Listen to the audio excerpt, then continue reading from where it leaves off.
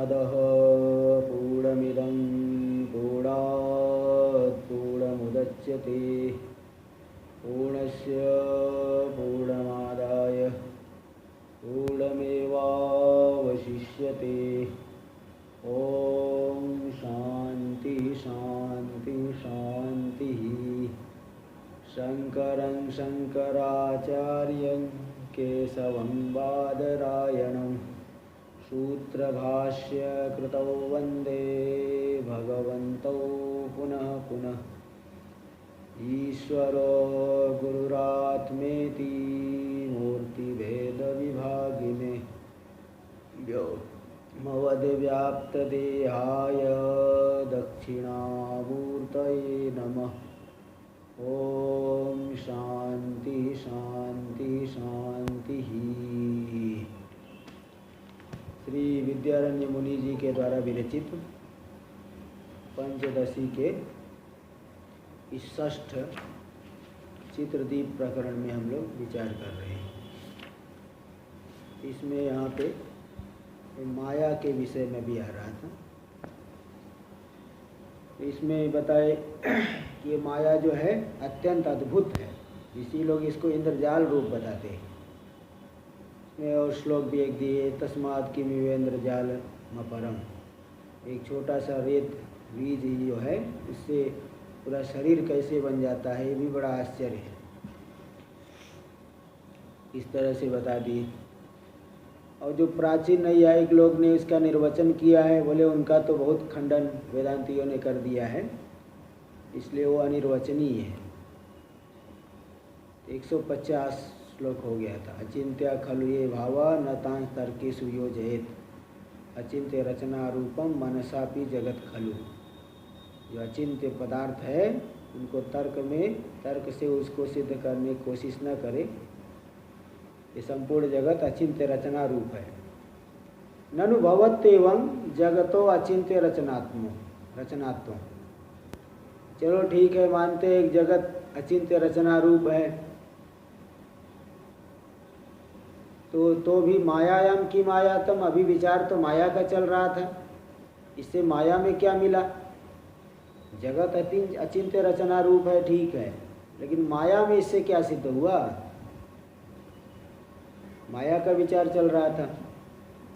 इत्यतः इसी के इस पे ऐसी आकांक्षा होने पे इसको बता रहे। श्लोक नंबर 151।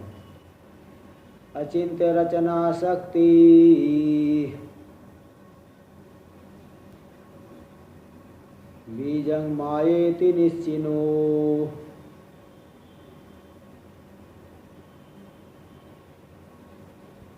माया बीजं तदेवैकं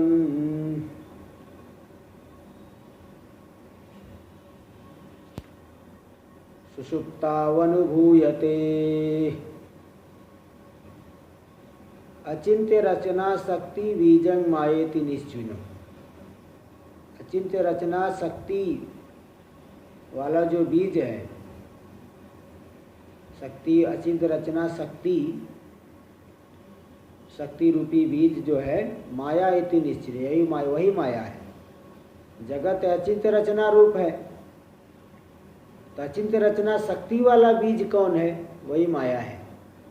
भाई कोई भी वृक्ष है, वृक्ष का कोई न कोई बीज होता है, कारण होता है। सभी वृक्ष का अलग अलग बीज होते हैं। तो बीज के अंदर वृक्ष सूक्ष्म रूप से है।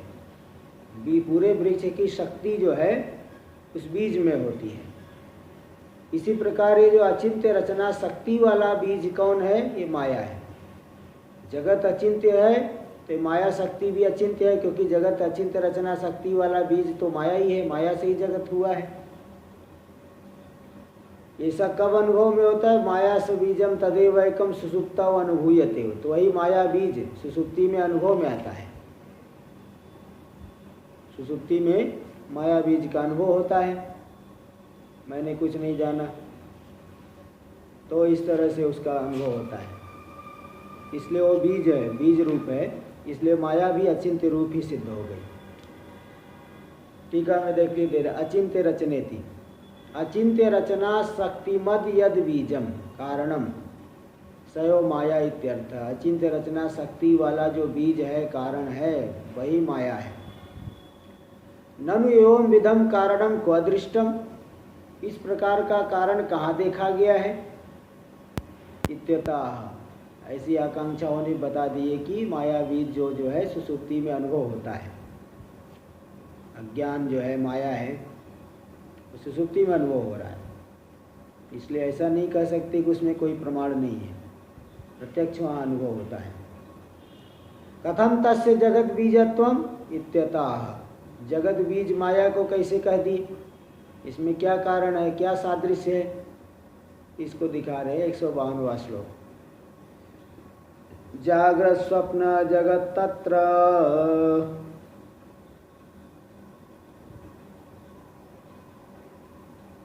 लीनं बीज इव द्रुमः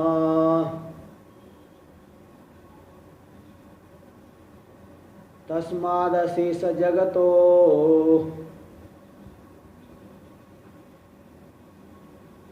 वासनास्तत्र संस्थिताः।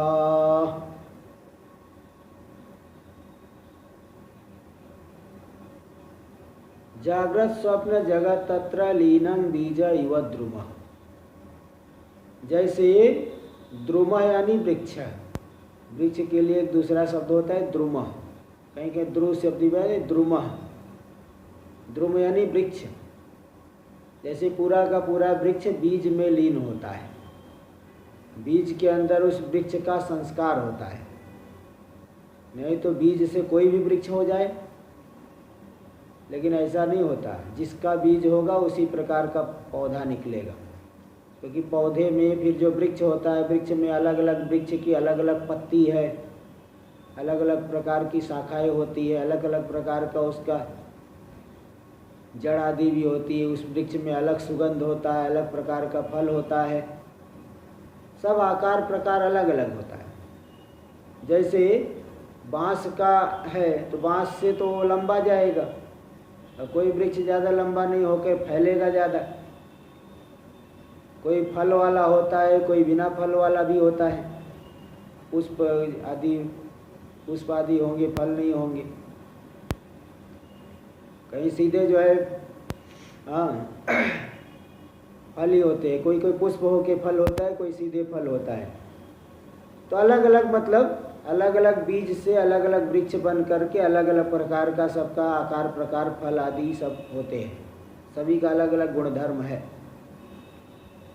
किंतु पूरा का पूरा वो जो वृक्ष है वो बीज में ही है ना। इसीलिए अलग अलग वृक्ष के लिए अलग अलग बीज लिया जाता है।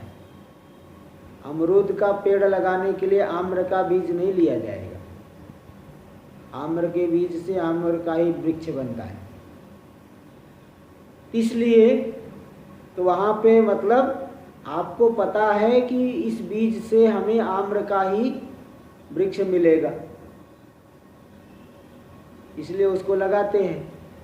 जैसे खेती करते किसान, गेहूं के सीजन में गेहूं वाला बीज डालेंगे, धान चावल की सीजन में चावल वाला डालेंगे। तो उन्हें पता है कि इस बीज से क्या कौन सा फसल मिलने वाली है। तो ऐसा क्यों जानते हो नहीं? क्योंकि ये देखा गया है, अलग अलग बीज से अलग अलग वृक्ष होता है, अलग अलग फसलें होंगी। तो मतलब आपको यही जाके मानना पड़ेगा पूरे के पूरे वृक्ष का और फसल आदि का संस्कार उसके बीज में है। नहीं तो आप इतने विश्वास से कैसे कह सकते थे कि ये आम्र का वृक्ष इससे होगा? तो मतलब वो संस्कार रूप से पूरा का पूरा वृक्ष उसमें है, ये मानना पड़ेगा। ठीक ऐसे ही ये जो माया रूपी बीज है, अचिंत्य रचना शक्ति वाली जो बीज है माया का भी अनुभव हो रहा है सुसुप्ति में। वहाँ जागृत और स्वप्न नहीं है। प्रतिदिन हम लोग सुसुप्ति में जाते हैं, जागृत और स्वप्न का वहाँ बिल्कुल जरा सा भी एक झलक भी नहीं है। लेकिन जागृत और स्वप्न निशेष विलीन हो गए हैं, कारण रहित होकर के विलीन हो गए हैं, उपादान के सहित नष्ट हो गए, ऐसा नहीं कह सकते। क्योंकि अगर उपादान के सहित नष्ट हो जाता, दोबारा जागृत और स्वप्न का प्रपंच नहीं दिखना चाहिए। आप लोग पहले भी वेदांत परिभाषा आदि में भी पढ़ चुके हो, यहाँ पे भी आया है कि दो प्रकार का नाश होता है, सावयव नाश और निरवय, सान्वय नाश, निरन्वय नाश। सान्वय नाश क्या है? जहाँ कार्य तो नष्ट हो गया किंतु कारण रह जाता है। तंतु अलग अलग कर दिए, पट नष्ट हो गया, लेकिन तंतु है, उस तंतु को जोड़ करके दूसरा पट बन सकता है। जैसे स्वेटर बनाती है वो माताएं जो है, वो निकाल करके दूसरा कुछ बना देंगे, फिर स्वेटर बना देंगी। मतलब कार्य का नाश हुआ लेकिन कारण है, तो कारण को आप दूसरे प्रकार से कर दिए, वो दूसरा कार्य बन गया। कार्य व्यक्ति अलग अलग हो गया, उसी प्रकार का सजाती कार्य हो गया। ते सान्वय नाश हुआ है। और दूसरा होता है निरन्वय नाश। निरन्वय नाश क्या है? अगर उस तंतु को जला दीजिए आप, तो कारण भी नष्ट हो गया, कार्य भी नष्ट हो गया। पट जो है, पट को ही जला दीजिए तंतु से ही, तंतु के सहित, तो दोबारा उस तंतु से पट नहीं बन पाए क्योंकि कारण ही नष्ट हो गया। ऐसे किसी बीज को जला दीजिए तो वृक्ष भी नहीं होगा, बीज भी नष्ट हो गए। ये निरन्वय नाश हुआ, यानी कारण के सहित कार्य का नाश। तो दो प्रकार का नाश, कहीं कारण तो रहेगा किंतु कार्य नष्ट हो गया। घट नष्ट हो गया, मृत्तिका रह गई। आभूषण नष्ट हो गया हो किंतु सुवर्ण रहा, सान्वय नाश। और कारण के सहित अगर नष्ट हो जाए तो उसी को निरन्वय नाश कहते हैं, उपादान के सहित कार्य का नाश। तो यहाँ जो जगत का नाश हो रहा है प्रतिदिन सुसुप्ति में जाने पर, निरन्वय नाश तो नहीं कह सकते। अगर निरन्वय नाश हो जाता दोबारा जगत नहीं दिखना चाहिए था, लेकिन प्रतिदिन फिर हम स्वप्नावस्था में आते हैं, फिर जागृत अवस्था में आ जाते हैं, इसलिए कारण रह गया, कार्य नष्ट हुआ। और जो कारण बचा उस कारण में कार्य का संस्कार है, तभी दोबारा कार्य हुआ। तो वह कारण है माया। माया जो है शक्ति, माया जगत की शक्ति रूप है। जैसे वृक्ष की शक्ति वाला बीज है, जगत शक्ति वाली माया है। तो वही बता दिए कि जागृत स्वप्न जगत तत्र लीनम।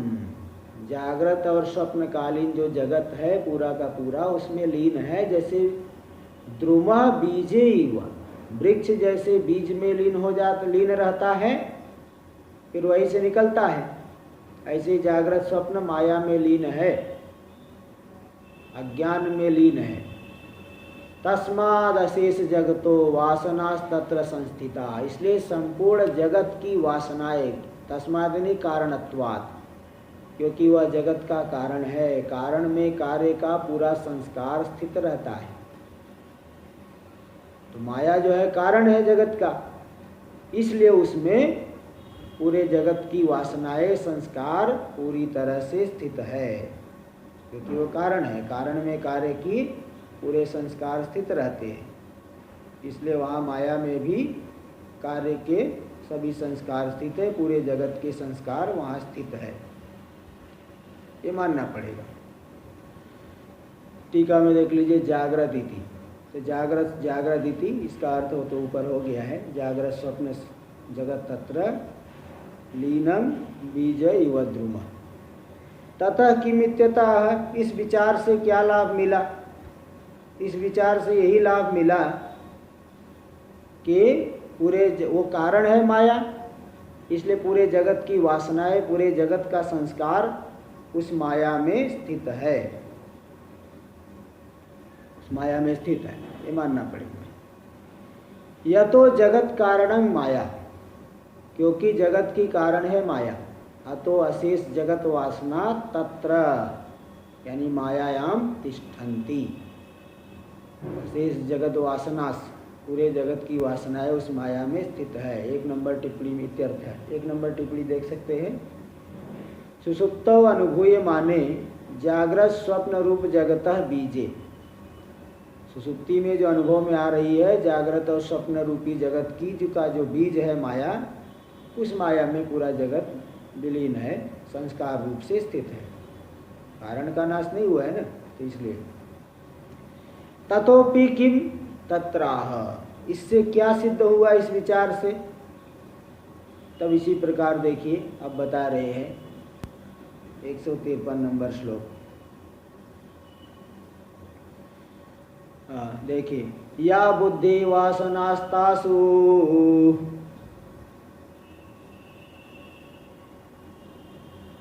चैतन्यं प्रतिबिंबति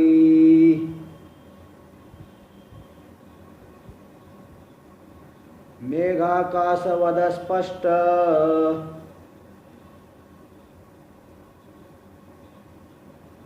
चिदाभासोऽनुमीयताम्।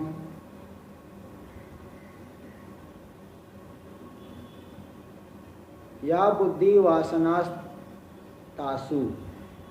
जो बुद्धि की वासनाएं है, सूक्ष्म संस्कार है, वो तो माया में दिखा दिए। इसी प्रकार हमारी बुद्धि में जो सूक्ष्म संस्कार है, तासु चैतन्यं प्रतिबिंबति, उसमें चैतन्य प्रतिबिंबित होता है। बुद्धि का जो संस्कार है उसमें चैतन्य प्रतिबिंबित होता है। मेघाकाशवद स्पष्ट चिदाभासोऽनुमीयताम्, जैसे मेघाकाश पूर्व में आपको दिखाया गया था। तो पूर्व में दिखाया गया, शुरुआत में आया था 4 प्रकार के आकाश। 4 प्रकार के आकाश शुरू में आ गए थे। वहाँ पे समझे थे आप कि घटाकाश, महाकाश, जलाकाश और अभ्राकाश। घटाकाश क्या है? जो घट के भीतर आकाश आ गया, घटावच्छिन्न आकाश, उसको कहते हैं घटाकाश। दूसरा है मेघाकाश, जो निरवच्छिन्न आकाश है, जिसमें कोई अवच्छेदक नहीं है, व्यापक आकाश, वो तो हो गया महाकाश। तीसरा है जलाकाश, घट के भीतर जल है, उस घटावच्छिन्न आकाश के भीतर जो जल, उस जल में प्रतिबिंबित जो मेघ और नक्षत्र के सहित आकाश है, जो प्रतिबिंबित आकाश, उसको कहा जाता है जलाकाश। घट के भीतर जो आकाश, खाली जगह, उसमें हमने जल भर दिया। उस जल के भीतर जो नक्षत्र के सहित, नक्षत्र और मेघमंडल के सहित जो आकाश प्रतिबिंबित हुआ है, इसी प्रतिबिंबित आकाश को कहते हैं जलाकाश। और मेघाकाश क्या है? मेघाकाश है जो महाकाश के बीच में जो मेघमंडल है, मेघमंडल में भी सूक्ष्म जल है, तभी इसलिए वर्षा होती है, कभी बर्फ पड़ता है, ओले गिरते हैं। तो मेघमंडल जो महाकाश के बीच में है, उसमें जो सूक्ष्म जल है, उसमें प्रतिबिंब रूप से वहाँ भी आकाश है। जलत्व हेतु से अनुमान कर लें कि जो ऊपर मेघमंडल में आकाश है, वह आकाश के प्रतिबिंब वाला है, क्योंकि जल है, वो जल में तो प्रतिबिंब होता है। जैसे घट के जल में प्रतिबिंब हुआ, तो सूक्ष्म जल में भी प्रतिबिंब है। तो इसको कहते हैं मेघाकाश, अभ्राकाश। तो बस यही बात यहाँ बता रहे हैं। मेघाकाशवद स्पष्ट चिदाभासोऽनुमीयता, जैसे मेघाकाश में चिदाभास है लेकिन उतना स्पष्ट नहीं है। मेघाकाश में आकाश का प्रतिबिंब है लेकिन उतना स्पष्ट नहीं है। जलाकाश में, जल के भीतर आकाश में जो आकाश का प्रतिबिंब है, मतलब घट के भीतर आकाश में जो जल, जल में आकाश का प्रतिबिंब। जलाकाश तो एकदम स्पष्ट है, किंतु मेघाकाश का अनुमान करना पड़ता है। ऐसे बुद्धि में चिदाभास है, वो तो स्पष्ट है, ठीक है, बुद्धि में चिदाभास है, ये तो मालूम पड़ता है। क्योंकि चिदाभास जीव, बुद्धि के माध्यम से व्यवहार हो रहा है जीव में, आत्मा में। लेकिन जो बुद्धि की वासनाएं है, सूक्ष्म संस्कार है, उसमें भी चैतन्य का प्रतिबिंब पड़ेगा, क्योंकि वह भी बुद्धि का ही संस्कार है। जैसे आज जल का सूक्ष्म अंश हुआ मेघमंडल में, उसमें आकाश का प्रतिबिंब हुआ क्योंकि वो भी जल है। ऐसे बुद्धि में जैसे चिदाभास है, बुद्धि की जो सूक्ष्म वासनाएं है, संस्कार है, उसमें भी चैतन्य का प्रतिबिंब होता है, वह भी चिदाभास है। देखो टीका में दे रहे हैं तो वहाँ उसका भी चिदाभास का अनुमान हो जाएगा, भले स्पष्ट चिदाभास नहीं है। ऐसे माया में भी चिदाभास है, वो भी मानना पड़ेगा। टीका में देख लीजिए, या बुद्धि थी ननु तासु प्रतिबिंबो अस्ति इति चेत कुतो नानुभूयते। उनमें यानी बुद्धि की वासनाओं में प्रतिबिंब है तो उसका अनुभव क्यों नहीं होता है? इत्याशंक्या, ऐसी आशंका का उत्थापन करके बताए कि अस्पष्टत्वात्, तो स्पष्ट नहीं है इसलिए अनुभव में नहीं आता। जैसे जलाकाश तो स्पष्ट दिखता है किंतु मेघाकाश स्पष्ट रूप से नहीं दिखता।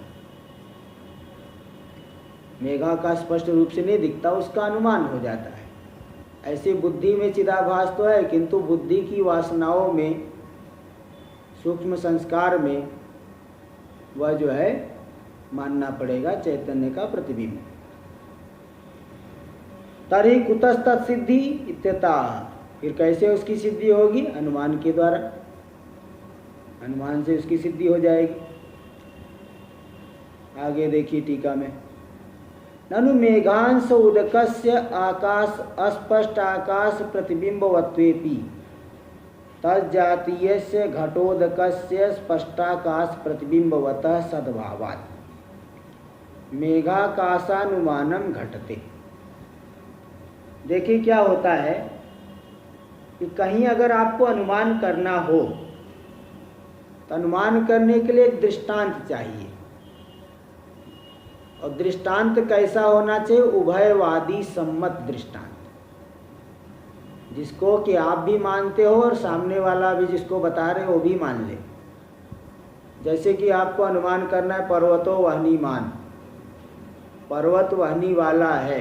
क्यों? क्योंकि धूम दिख रहा है, तो धूम दिखने मात्र से कैसे वहनी हो जाएगी? तो आपको वहाँ दृष्टांत देना पड़ेगा कि देखिए भाई, जहाँ जहाँ धूम होता है वहाँ वहाँ वहनी होती है। जैसे महानस, रसोई घर, पाकशाला, लकड़ी जला के पहले भोजन बनाते थे, तो वहाँ धूम होता है और वहनी भी होती है। पर्वत में भी धूम है तो वहनी माननी पड़ेगी। इस तरह से दृष्टांत दे करके जैसे पर्वत में वहनी की सिद्धि कर ली गई, इसी प्रकार अन्यत्र भी। अब यहाँ पे जलाकाश स्पष्ट है, जलाकाश मेघ घट के भीतर जल है, जल में जलाकाश होता है। मेघ के भीतर जल है तो वहाँ भी जलाकाश मानना पड़ेगा। तो वहाँ तो मतलब जल के भीतर आकाश होता है, क्योंकि आपको घट के भीतर के जल में आकाश का प्रतिबिंब दिखा, वहाँ तो दृष्टांत मिल गया। लेकिन यहाँ दार्ष्टान्तिक में जो बुद्धि के सूक्ष्म संस्कार में प्रतिबिंब की बात कर रहे हो, तो बुद्धि में पहले प्रतिबिंब सिद्ध हो तो बुद्धि की वासनाओं में प्रतिबिंब सिद्ध होगा। वही कह रहे, देखिए, ननु मेघांश उदकस्य अस्पष्टाकाश प्रतिबिंबवत्वेपि।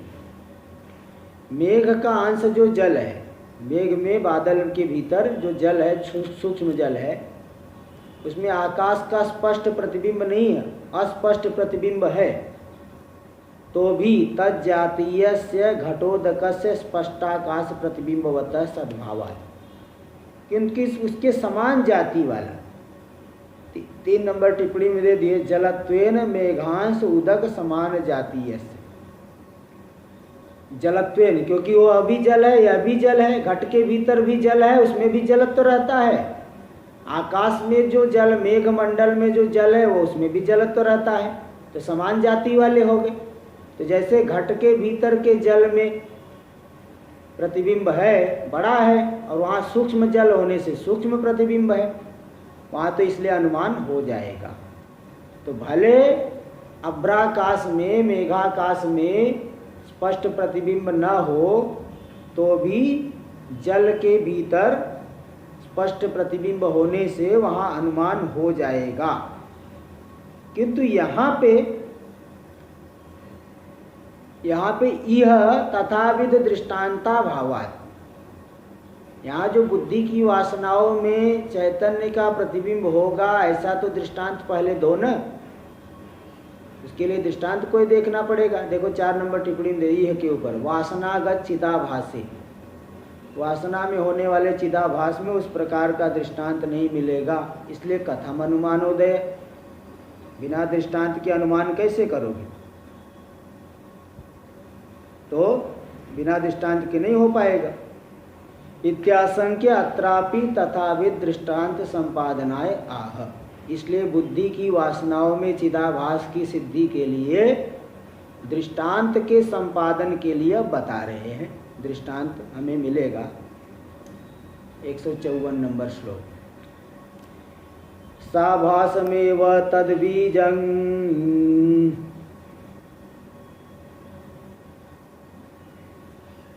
धीरूपेण प्ररोहति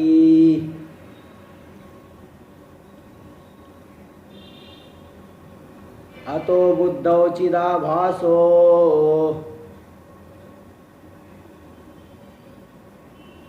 विस्पष्टं प्रतिभासते। साभासमेव तद्बीजम, साभास यानी देखो ऊपर के 152वें श्लोक में जो सिद्ध किया गया कि माया रूपी जो बीज है उसमें पूरे जगत की वासनाएं है, और वह माया रूपी बीज कैसा? साभास बीज है। साभास मेव तद बीजम, चिदाभास विशिष्ट जो माया है, अज्ञान है, वही बुद्धि रूप से परिणत हुआ है। इसीलिए बुद्धि में भी चिदाभास स्पष्ट रूप से भाषित होता है, अनुमान के द्वारा स्पष्ट रूप से सिद्ध हो जाएगा। साभास में वह तद बीजम, आभास चिदाभास विशिष्ट माया में चैतन्य का प्रतिबिंब होता है। माया प्रतिबिंबित चैतन्य को ईश्वर कहते हैं, तो माया पूरे जगत का कारण है। साभास रूपी चिदाभास विशिष्ट जो माया बीज, वही जगत रूप से परिणत हुई, वही बुद्धि रूप से परिणत हुई है। इसलिए बुद्धि में भी उसका चिदाभास मानना पड़ेगा, चैतन्य का आभास मानना पड़ेगा, प्रतिबिंब मानना पड़ेगा।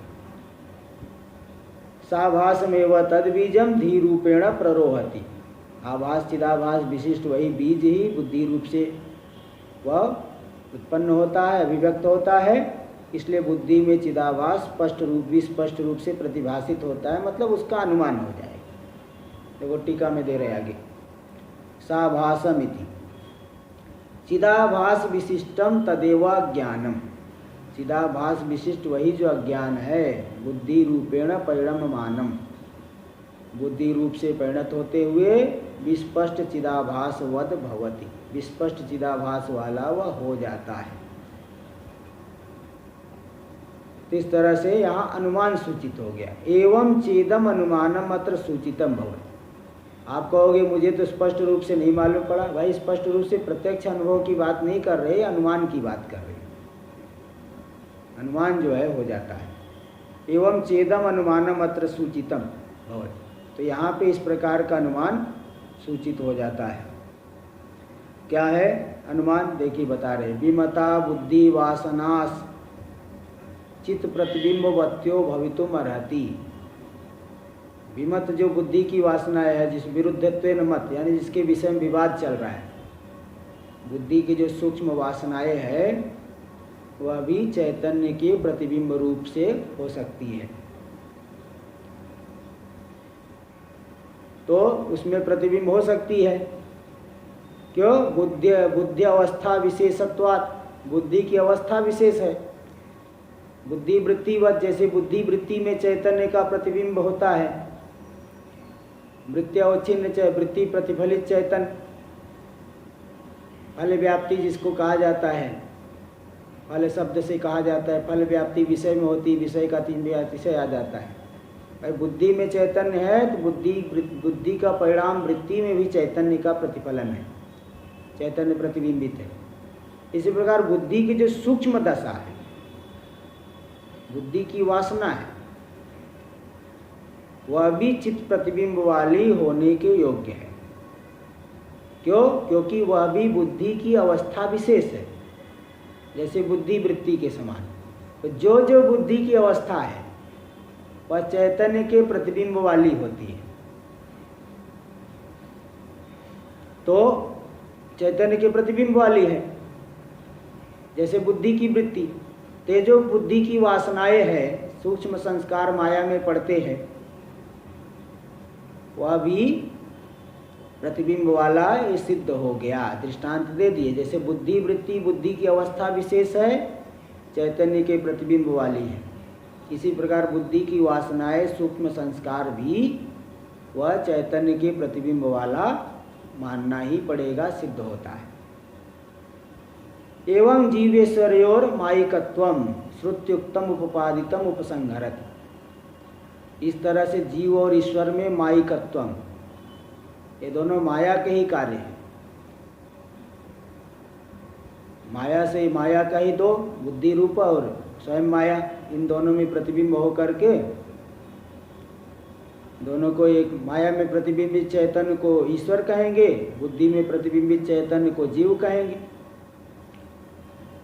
दोनों ही माया के द्वारा कल्पित है, इसलिए दोनों ही मायिक है। शुद्ध चैतन्य नहीं, माया के द्वारा ये कल्पित हो रहे जीव और ईश्वर। श्रुत्युक्तम, जो श्रुति में कहा गया है, उपपादितम, श्रुति में कहा गया जो जीव और ईश्वर माया के कार्य है, इसका अब उपवादन कर रहे हैं। पहले कहा था ना, माया, देखो पहले आया था 123वें श्लोक में, मायाम तु प्रकृतिं विद्यान मायिनम तु महेश्वरम अस्यावयव भूतस्तु व्याप्तम सर्वम इदम जगत। माया को तो प्रकृति जानो, माया का जो अधिपति है उसे महेश्वर जानो, और उसी के अवयव स्वरूप है जीव, ऐसा वहाँ बताए थे। तो ये भी देखिए, माया के ही दोनों कार्य हो गए, मतलब माया के माध्यम से ही, कार्य मतलब नहीं कहिए, माया में ही प्रतिबिंबित हो करके ईश्वर और जीव हुए। तो माया स्थूल, हाँ जी, जीव को क्या अवयव मान सकते हैं? अरे अवयव का अर्थ बताया था संसनवाल जी उस दिन, तीनों पक्ष दिखाया था। अवयव मतलब अवयव के समान अवयव, कल्पित अवयव, अवयव ऐसा थोड़ी कह रहे, वहाँ बताया था उस दिन में, अवयव के समान है। जैसे देखिए कि ये जो इसमें दिखेगा, घट के भीतर सूर्य का प्रतिबिंब दिख रहा है, घट को फोड़ दोगे तो प्रतिबिंब कहाँ जाके मिलेगा? कहेंगे वो सूर्य में ही मिलेगा, सूर्य का ही प्रतिबिंब। तो वास्तव में अवयव नहीं सूर्य का, सूर्य के अवयव के समान कहा जाता है, वास्तव अवयव नहीं। उस दिन बताया था, तीनों बातें, तीनों पक्ष दिखाया था। हाँ चलिए देखिए आगे। तो यहाँ पे तो जीव और ईश्वर दोनों ही माया के माध्यम से दोनों भाव आए हैं, दोनों ही अनादि है, माया भी अनादि है, लेकिन माया के माध्यम से जीव और ईश्वर भाव चैतन्य में आया है, जो कि श्रुति में कहा गया है। इसका उपादन कर दिया गया, अब इसका उपसंहार कर रहे हैं। 155वां श्लोक देखिए, माया भासेन जीवेशो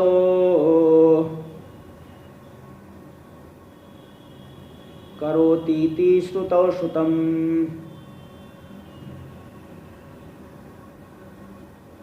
मेघाकाश जलाकाश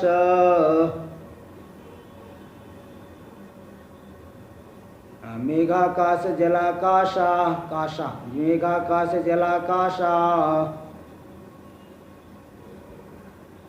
विवतव सुव्यवस्थितौ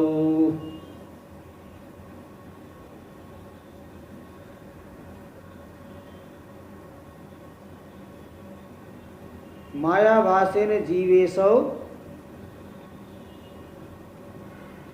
करोतीति श्रुतौ श्रुतम्। श्रुति में आया था, माया च विद्या च स्वयमेव भवत् आभासेन जीवेशौ करोति। आभास के द्वारा जीव और ईश्वर भाव को कर देती है माया, और स्वयं माया और अविद्या रूप से हो जाती है। शुद्ध सत्व प्रधान हो गई माया, मलिन सत्व प्रधान हो गई अविद्या। तो स्वयं माया और अविद्या रूप हो गई, और आभास के द्वारा माया में चिदाभास जो पड़ा ईश्वर हो गई, वो ईश्वर हो गए, और अविद्या में जो प्रतिबिंब पड़ा जीव हो गया। तो वही माया के द्वारा ही दोनों भाव है। इसलिए कहते माया भासेन जीवेशव करोति इति श्रुतौ श्रुतम, ऐसा श्रुति में कहा गया है। तो तव वे जो जीव और ईश्वर है, मेघाकाश जलाकाशा विव सुव्यवस्थित। जलाकाश स्पष्ट है, ऐसे जीव भाव स्पष्ट है, किंतु जो मेघाकाश है, मेघ में जल अत्यंत सूक्ष्म है, वहां आकाश का अनुमान किया जाता है। ऐसे ही बुद्धि की जो वासनाएं हैं माया में, उसमें भी चैतन्य का प्रतिबिंब पड़ रहा है। तो वह जो है बुद्धि में ही वही प्रतिबिंब पड़ रहा है, तो ईश्वर हो गया। इधर जो है अब यहाँ पे बुद्धि प्रतिफलित होकर के जीव हो गया। बुद्धि माया में जो प्रतिफलित हुआ, जहाँ की बुद्धि की वासनाएं है, वो ईश्वर हो गया।